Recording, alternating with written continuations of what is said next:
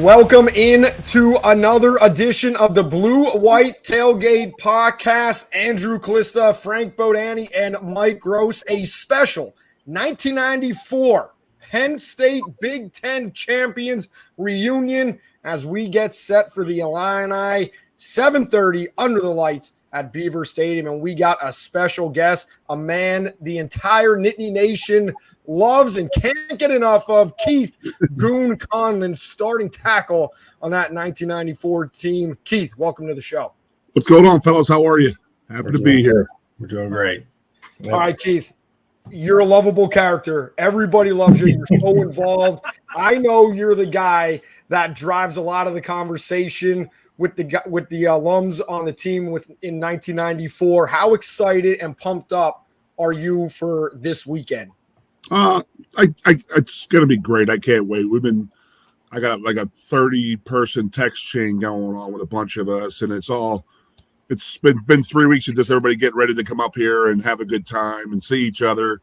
A lot of us, it's about 5 years for a lot of guys to come back. I don't think KC has come back much. I know that Kyle does, but a guy like Bucky Greeley, he comes back every 5 years. So it's like our time to see Bucky, and it's just the same stories will just be told. And, it's like every other bunch of crew that gets together. All the stories, we just get bigger, and better and better and better. So looking forward to it. I know a lot of guys, we're to the point now. I was with, as Jeff Ironhead Byers, my co-host on the show. We were talking today, like, somebody just talking, like my buddy Brandon Noble was up here last weekend. And he used the statement, I'm an empty nester, man. I have 3 kids in college right now. And I was like, damn. I didn't really put all that together, but we got kids guys on this team have children that are in and out of college already. And it doesn't seem like that, right? Yeah. Well, I guess it doesn't to you. I'm sure it doesn't. We're really old, so we. Yeah. Keith, when you guys get together, there's such a sort of family dynamic in a team and a diversity of personalities and all that stuff. Does everybody sort of fall into their old kind of role within that family unit and their old personality, or is that kind of how it works? Yeah, I mean, we call Bucky captain still. I mean, Bucky's our guy. He's the driest sense of humor guy, but we'll go out and we'll just be sitting around having some beers and stuff like that. And that's all we want to do. It's like, that's the problem with getting together with all these guys. We'd like to do it more often because we can't all get together all the time. But when we do, to have a place where it can just be us for 3 or 4 hours is a fun thing. And you are right with people keeping in their staying in their lanes as we say, with KC and Bucky and Kyle were the seniors on that team, and then the rest of us were all juniors. So we all looked up to those. They were the leader guys, and they were the vocal dudes. Hey, Keith, I want to ask what you guys accomplished in 94, 30 years later. Does it mean anything different to you now, what you guys all did? I always say we're probably the most recognized number 2 team in the history of football. There's people who still talk about it, how we got robbed. And I'm not going to sit here and say we didn't get robbed and it was an injustice, but we all felt that. We felt it then, we feel it now. But we do love getting together, and that's the thing. We're very much looking forward to doing that this weekend. I'm looking back on that season a little bit.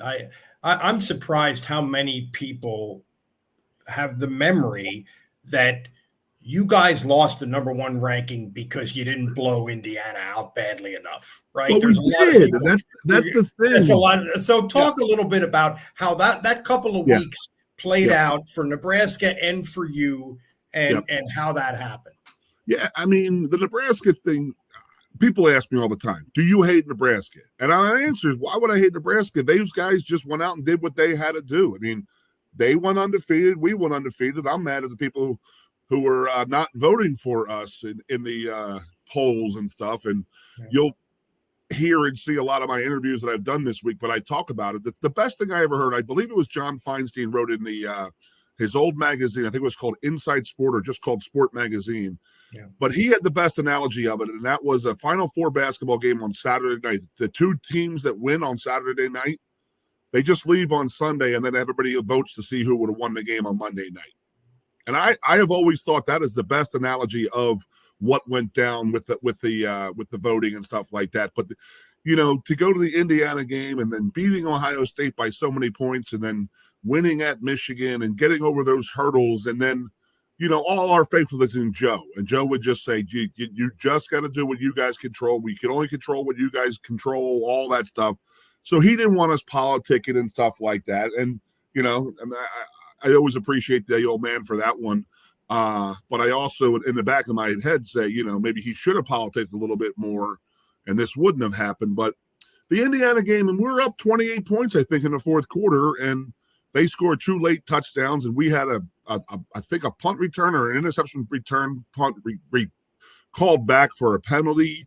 So it was like one of those things. It was before the days of everybody in the world can watch any game they want to watch. I mean, Penn State, Indiana wasn't exactly on national television, so all people saw was a 6 or 7 point victory that day, and they're like, oh, well, Nebraska beat the tar out of Iowa State that day or something like that, and that's the way a lot of the stuff was skewed.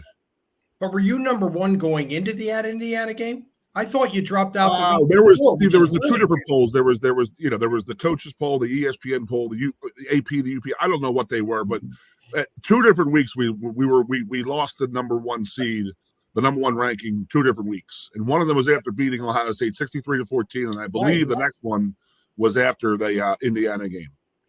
And after that Indiana game, if it going into the Illinois game, was it Musburger?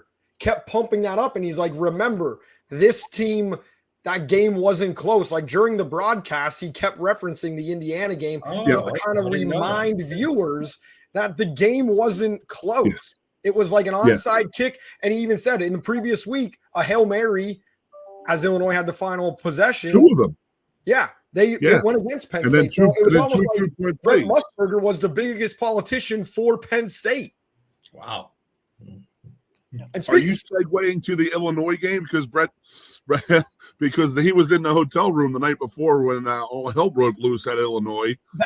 I've heard multiple stories from. I've heard it from. I'm not going to say who, but a running back. Yep. I've heard it from another offensive lineman. I've heard it from a member of the defense. Well, let's hear it from this guy. You're a great storyteller. So that was my next question. Yep. What happened in the hotel room?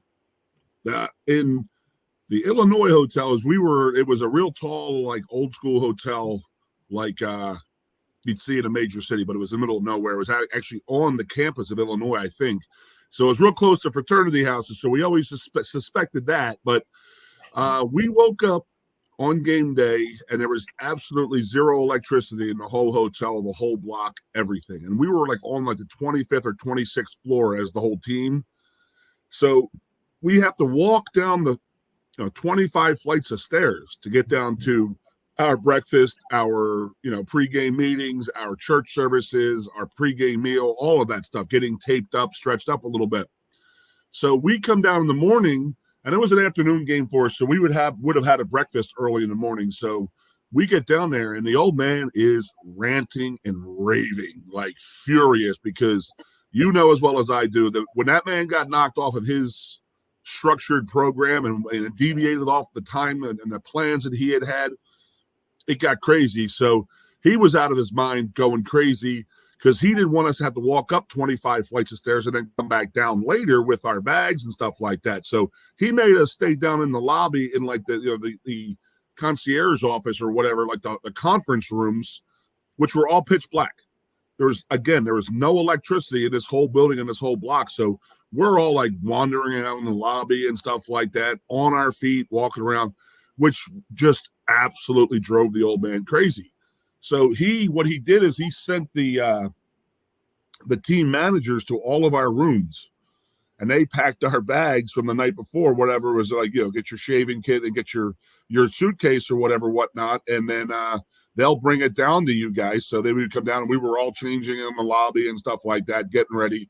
So they marched us next door to like an open air restaurant that had lots of windows, and they just bring in hundreds of pizzas and hoagies and cheesesteaks. And so Italian hoagies, and I always say ham and cheese hoagie, Italian hoagie, and pizza and Pepsi. That was our pregame meal for that Illinois game.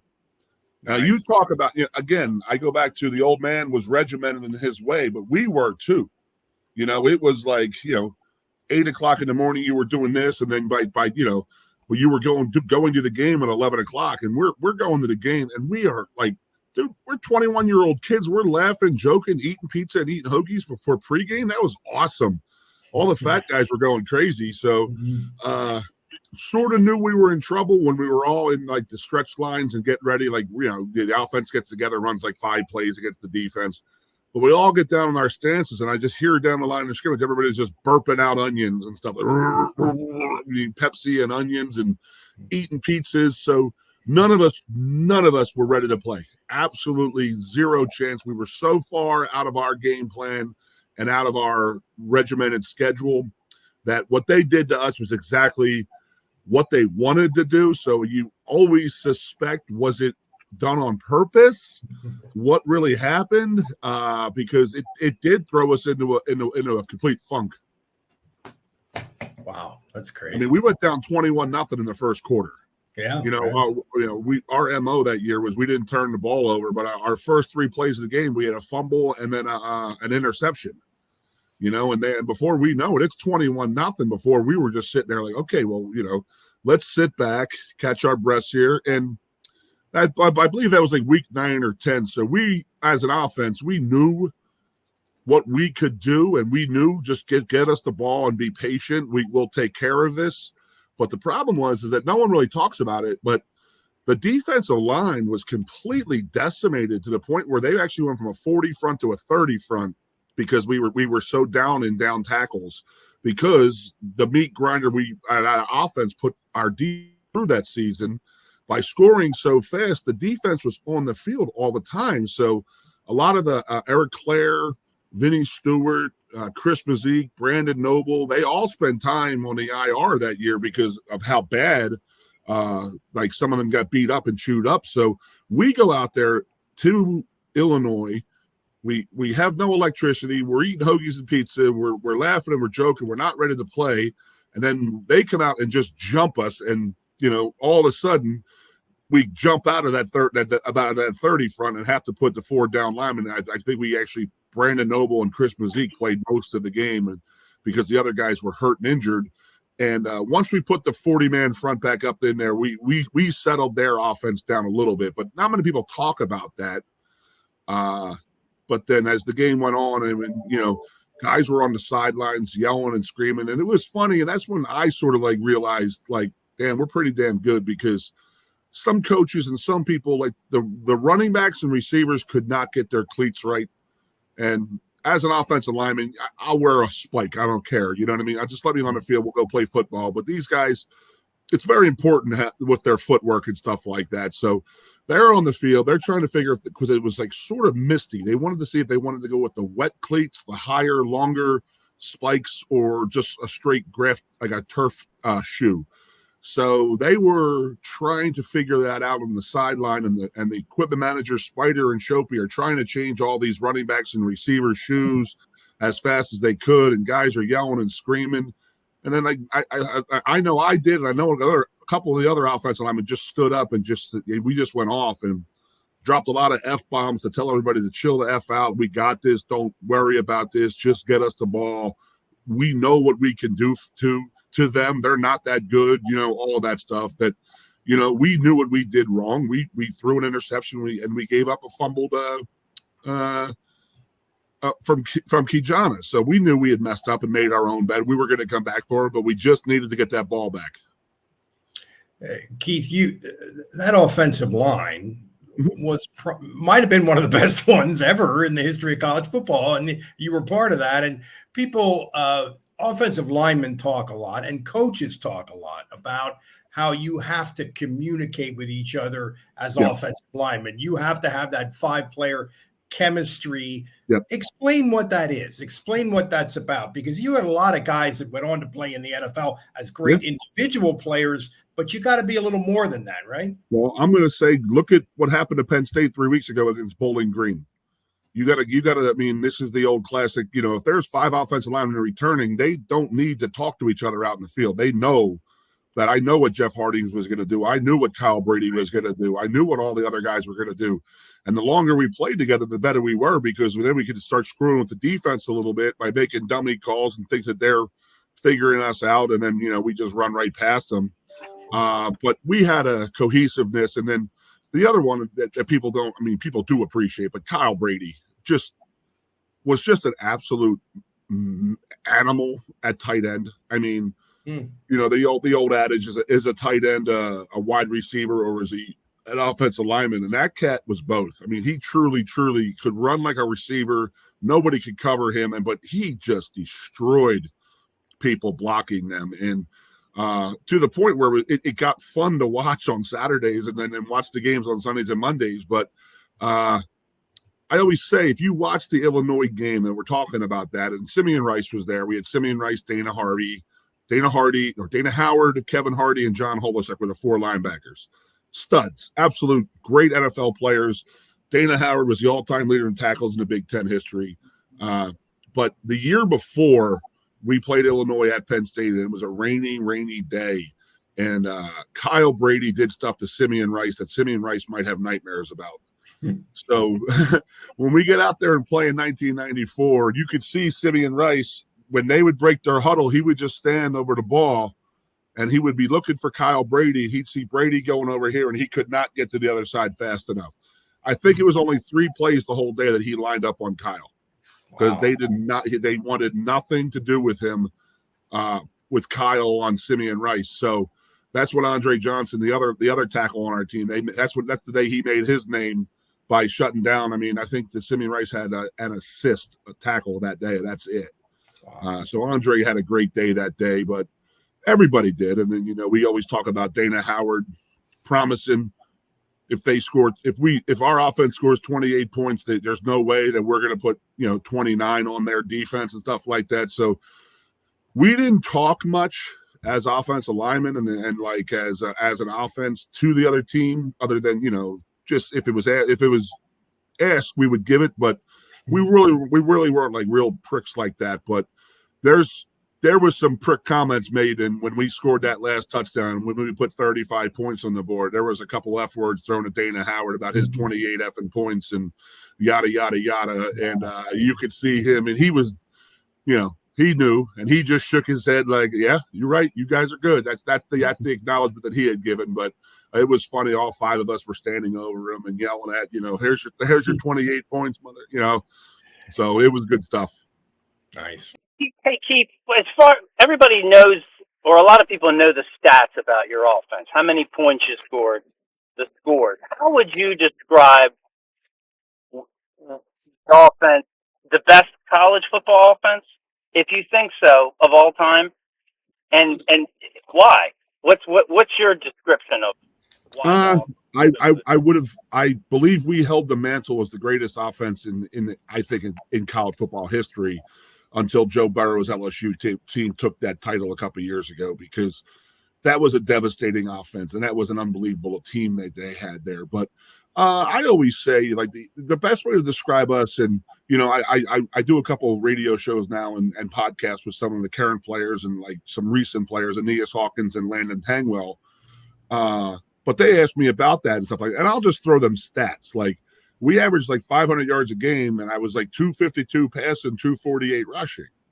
And they were like, are you serious? And I'm like, yeah. So the story I constantly tell when people ask, why were we so good? And that was, it's like the defensive coordinators knew that they were going to get gashed that day, and they were going to get just destroyed. But they had to figure out if they wanted it done quickly by Kerry Collins or Kijana Carter. So if they had to put 8 in the box to stop Kijana, then Kerry Collins is going to have an absolute day on his hands. Or if they try to drop back a bunch of guys and try to play coverage, and then Kijana Carter is just going to run all over him. So I always call it you got to pick your poison of how you're going to get beat by us, because you were going to get beat. And I knew that guys, defensive coordinators did know, but they did have to game plan to figure out what they wanted to do. Case in point, the Oregon game in the Rose Bowl, they blitzed every play. Run blitz, pass blitzed, everything. And then once the ball got past like the first 5 yards of line of scrimmage, and got past that initial like blitz. And Kijana, he hit how many long runs did he hit that day? And so they were in it to go for broke type of mentality against us. But that's what set us apart. It was like, if you did want to put 8 in the box and you're not going to run on us, then Kerry Collins would just pick you apart, and him and Bobby would play pitch and catch and then Kyle Brady and Freddie Scott. I mean, Joe Jaravicius was a backup punter, for heaven's sake. Yeah, how about that? How about that? Keith, you mentioned the Rose Bowl. Yep. You're on the cover of Sports Illustrated for the perfect season for Penn State. It's you and Brian Milne. What did you say to him when that photo was being taken? You're actually going to laugh your ass off at this, but I didn't block a person on that play. If you watch the play, I'm on the right side and I pull to my left, and then the 3 technique comes upfield. It just knocks my leg a little bit, just long enough that I actually followed Brian Milne into the end zone. He went through the end zone. He ran like 9 guys over, and I just followed him into the end zone and picked him up off the ground. And 30 years later, I still can't get eyes on that picture because my eyes were shut during that picture. And I'm like, I got to find somebody who would draw my eyes on there, maybe, But at that time, it was exaltation. Like, we were so happy. And every time Brian Milne scored a touchdown, we were overly happy because of what he had gone through in life, that type of, with the high school cancer and stuff like that. And, to go back to the Illinois game, he had 3 touchdowns that game, I believe. 3. And then, we go to the Rose Bowl, and him and Whitman both got touchdowns, and then Kijana got a couple. We spread it around to that Rose Bowl a bunch, and it was nice, that one getting him in the end zone. That was fun. That was we got this game. Yeah. Hall of Famer Dick Vermeil, by the way, on the Illinois broadcast when Keith pulled around, said that big guy's got some pretty good mobility. End quote. I loved when Coach Vermeil used to come into he used to sit and watch the film with the offensive line. So he'd come in on Thursday and Friday. He'd come up early for the Penn State games. I think he had a cabin up around here somewhere. And he would come in and he'd hang out with the offensive in the offensive line room and stuff like that. And I always I knew he'd be in there. And like, being a Philadelphia area guy, I used to go in there. I called him Coach. Everybody else would call him Dick Vermeil and stuff like that. And I called him Coach. And I know he respected that, loved that. And he used to just love sitting next to me going, what are you thinking here? What are you doing there? Why are you doing this? Why are you guys doing that? And I learned more from just sitting next to him, watching game tape and stuff like that than a lot. I mean, he would point little stuff out, and like a coach would see, and you're like, damn, okay, I like that, And he would point stuff out to me, like, when at times, I would be the right tackle, sometimes I'd be the left tackle, depending on where the tight end, the strong side formation was. You don't see that nowadays, but that's the way we did it. That's true, yeah. So I would be me and Jeff, and they didn't want us trying to like learn how to play left-handed with our left-handed down. So we were playing left tackle and left guard with our right hands down. And then Dick Vermeil was like, hey, aren't your feet screwed up? Because I'm like, if you're going to kick your left foot back and then your right hand is down, you're already, and I was like, well, yeah, you're right. And so we sort of straightened that up and stuff like that because he picked it up as a tell. And as he said to Joe Pa was, if I'm seeing it, the other coaches are seeing it. So we had to work on that a little bit. But I did love when Dick Vermeil did our games. Where was he at in his career? I didn't know anything about that. Where was he at in his career at that point? Oh, this was before the Rams. Yeah. So this was his 10 or 15 year like window that he was. So who was Keith Jackson and the quarterback from Bob? It was Keith Jackson and Bob Greasy. And then Vermeil and Musburger. Yeah, they were the guys. Brad Nessler me. Was doing, I think ESPN or ESPN2. Yeah, he was definitely doing. I think it was ESPN2. Okay, I got you. That's when Dick. He was definitely around all of my years there, so that's definitely what he was doing. And he was very good. He was pretty funny at times because he was blatantly honest at times on some teams. There you go. Pete, how about one moment behind the scenes from that season that you guys laugh about, you remember that you just fans wouldn't know, maybe necessarily? Give us something to tell us behind that just sticks with you. from practice, from anything? You know what? I mean, I guess it's not really behind the scenes. It happened on the field, I think. And we talk about, like, in that Illinois game, I keep referencing that, but I apologize. I've been talking about it and I'm remembering a lot of it this week. But before we had to go that 96-yard drive to end the game, Mike Archie let the ball bounce above his head. And he let the punt go over his head, and it just ran down.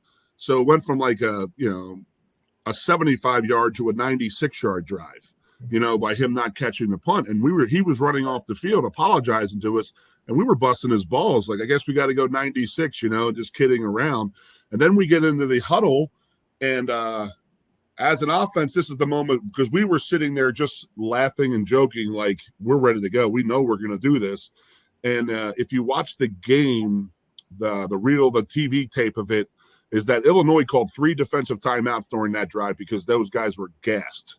And again, we didn't talk too much in foot. We weren't like real talkers, like I said, but we were definitely cheering them on when they were on their hands and knees getting water because they were sucking air, and we were just fresh as daisies, ready to go again. Like, hey boys, come on now, come on, you're better than this. Get up, come on, let's go. And we took them out of their game because we had just taken their souls. But that huddle that time was when we were laughing and joking. It was cocky, swagger, all the words you want to throw in there, and that's exactly what we had at that point. And it was well deserved that we had that cocky swagger, and specifically that game because how they came out and how they were drawing and stuff like that when they got up on us, and knowing.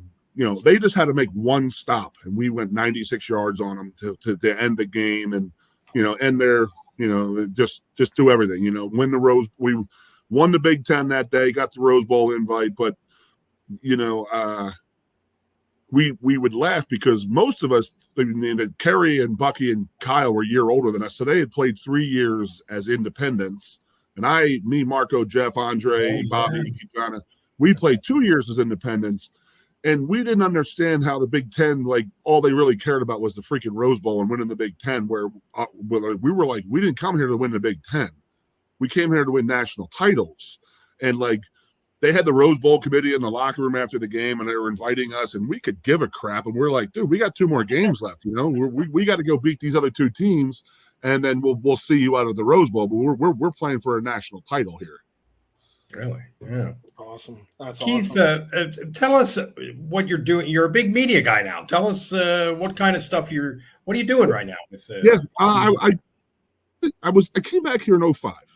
I was living down in Richmond, Virginia, and, I was Division III coach a couple of years, and I got into the financial world and stuff like that. I got married. I went through a divorce, and I was just down there. I was like sort of miserable and stuff like that. So somebody I knew were talking to me, and they said, where was the last place you were happy in life? And I said, well, I'd have to say it'd be State College. And they go, what's keeping you here? So long story short, I moved back to Penn State in 2005. I got a job working in the weight room as a grad assistant. I got my master's degree. I did 3 years on the staff in 2005, 6, and 7. Sort of bought that team back a little bit because that was 4 out of 5 losing seasons in a row. Yeah, and then the 2005 season came around and we got that going. I mean, I like to say I had a little bit, it was like, helping those guys out because they were a good offensive line. They had real good players and they had great leadership. And they just needed that, like, a little something to, like, we're not going to lose this game, the attitude. So I started doing the post-game shows after that with the late, great Mr. Holy crap, I forget. But are you talking about Pat? Yeah, Pat Boland. Jesus, yeah. I'm sorry. So the late, great Pat Boland, and we had done it.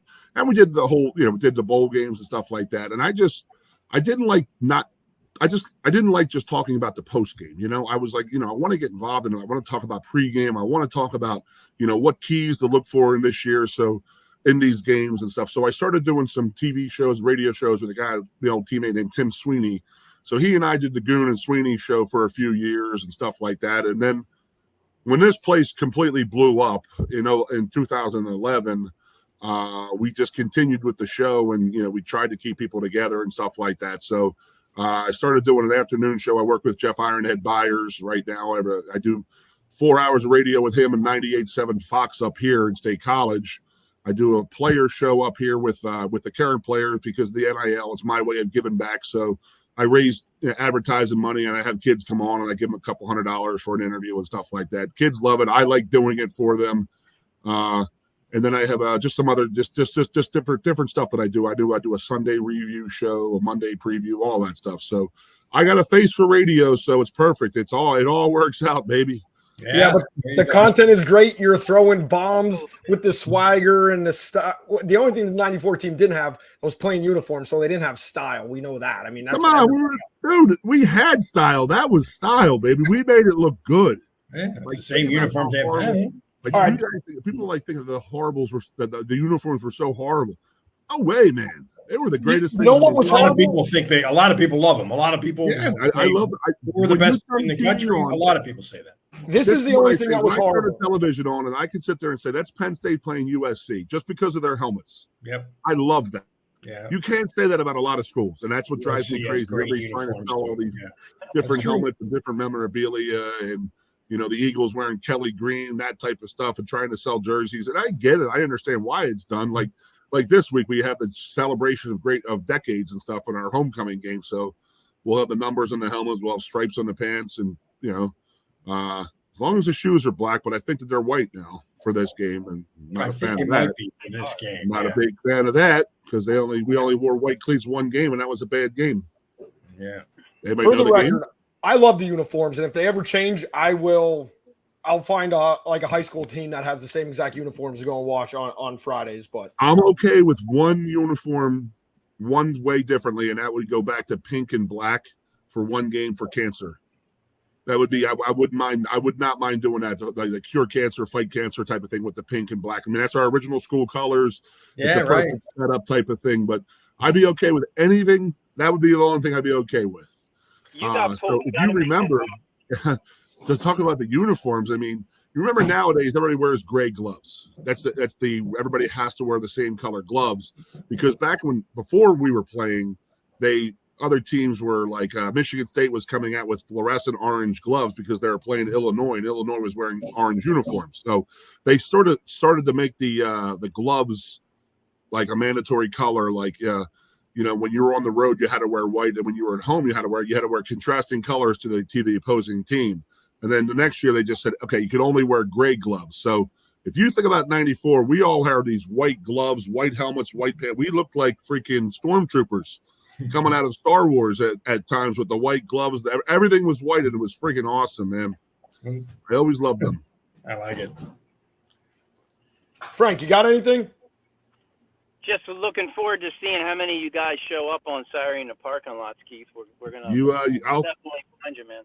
I'll send a picture of where I'm at. So if you guys want to stop by, there'll probably be about 100 guys at my tailgate. So absolutely. I've been planning we'll do that. I appreciate it. Yeah, I've been planning this one for a month or two, so it'll be a doozy. Looking forward to that. Keith, want to thank you for stopping by. And the next time we have you on the show, I do have a trivia question that I don't think a lot of people know, and it might even stump you regarding that Illinois game. So I'm going to hold that one back for the next time you're on the show. Come on. Okay, well, you're gonna know it. I don't think a lot of people know it. Marco Rivera, he didn't start the game against Illinois, correct? He only came in for the final drive, and it was Wayne Holmes, I believe, that played the entire game. He did not. He did not. No, Marco started. Marco did start. Okay. No. I'm sorry. Excuse me. Wayne started. And then, like I said, we started off a little slower, and then Marco had a miraculous shoulder. It got better on the sideline because they were going to try and not pay him because it was tender, but he got miraculously healed after 2 turnovers in 3 plays. Yeah, I was going to say, I got a theory for you boys. Okay, so how many sacks did the 1994 Penn State starting offensive line give up? How many sacks? 12 games. 3. Who said that, Frank? Frank said that's what I told you the answer years ago, Frank. Come on, man. 5 sacks altogether, 3 by the starters, none in the last how many games? I gave up 1 to Michigan, and so that was game 6. So we went the last 6 games with 0 sacks. There you go. That's pretty. I'm glad you brought it up, Frank. I had to give up a sack, man. Damn it. Just one. I love it. Goon, thank you so much. You're going to be on a lot. Unfortunately, we can't be as generous as you guys with the guys from NIL paying the money. So you're doing Oh, that. stop it. It's all good, man. I always say, I would love. I mean, that'll be a conversation piece this weekend of who would have got sponsored by what. So I guarantee I'd have the Rathskeller rolling bottle on my jersey. That's some funny stuff, man, to think about that. Yeah, that's cool. That's a good idea. I might write that a little bit. Yeah. Well, who would be? I mean, Bucky Greeley's got to be like, he's at Scranton. Well, I'm sorry, Wilkes-Barre. I don't say Scranton. Holy crap. Lion's Head. I think he'd have like Lion's Head or one of those beers up there. Yep. We'd KC would have the Lebanon bologna type of thing, sponsorship by like Dietz and Watson, all that stuff, you know. Big good stuff, man. Lebanon bologna, yeah. There you go. All right. Favorite, still my favorite. Goon, thank you very much. Don't forget, you guys got it. I appreciate it, fellas. See you Saturday. Everybody that's listening, Thanks, Blue White Chief. Tailgate Podcast, and send us emails, bluewhitetailgatepodcast@gmail.com. Make sure you follow Frank, myself, also Goon, all on Twitter. It's great stuff all season long. Thanks a lot, guys. See you next week. You got it.